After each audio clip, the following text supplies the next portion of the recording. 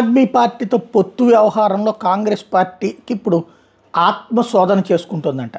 2013 ఎన్నికల్లో 40 రోజుల పాటు ఆప్కి మద్దతు ఇవ్వడం కాంగ్రెస్ చేసిన తప్పు అంటూ ఏఐసీసీ కోసి అధికారి అజయ్ మాకెన్ ఇప్పుడు పశ్చాత్తాపం వ్యక్తం చేస్తున్నారు. దాంతో ఢిల్లీలో కాంగ్రెస్ బలహీనపడిపోయిందని వ్యాఖ్యానించారు. తాము చేసిన పొరపాటు ఎప్పటికైనా సర్దిద్దుకోవాల్సిన అవసరం ఉందన్నారు. దేశ రాజధానిలో పెరుగుతున్నటువంటి వాయు కాలుష్యం, శాంతి భద్రతలు, పౌర సౌకర్యాల కల్పన మొదలైన సమస్యలు నివారించడంలో ఆప్తో పాటుగా కేంద్రంలో ఉన్న బీజేపీ అక్కడ శాంతి భద్రతలు కాబట్టి వాళ్ళ నేతృత్వంలో కేంద్ర ప్రభుత్వాలు విఫలమైనాయి అంటూ ఆప్ ప్రభుత్వం ఢిల్లీ ప్రజలకు ఇచ్చిన హామీలు నిలబెట్టుకోవడంలో విఫలమైందని ఆరోపించారు. 10 ఏళ్ల క్రితం అరవింద్ కేజ్రీవాల్ జనలోక్పాల్ అనే ఏ నినాదంతో ఎన్నికల్లో గెలిచి అధికారంలోకి వచ్చారో ఆ అవినీతి నిరోధక అంబుడ్స్మన్ అమలు చేయలేకపోయారని మండిపడ్డారు. ఢిల్లీని లండన్లో అభివృద్ధి చేస్తామని చెప్పి ప్రజలను మోసం చేసి దేశ రాజధాని కాలుష్యంలో నెంబర్ 1 చేశారని మండిపడ్డారు.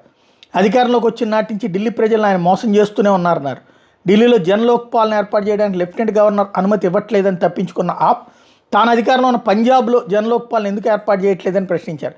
అక్కడ పూర్తిస్థాయి ప్రభుత్వం ఉన్నప్పుడు అమలు చేయడానికి ఏంటి సమస్య అని దుయ్యబట్టారు. దాన్ని బట్టి ఇద్దరి మధ్యన స్పర్ధ ఉంటుంది, కానీ ఐఎన్డీఏ కూటమిగా మాత్రం వీళ్ళిద్దరూ కలిసి కొనసాగుతుంటారు.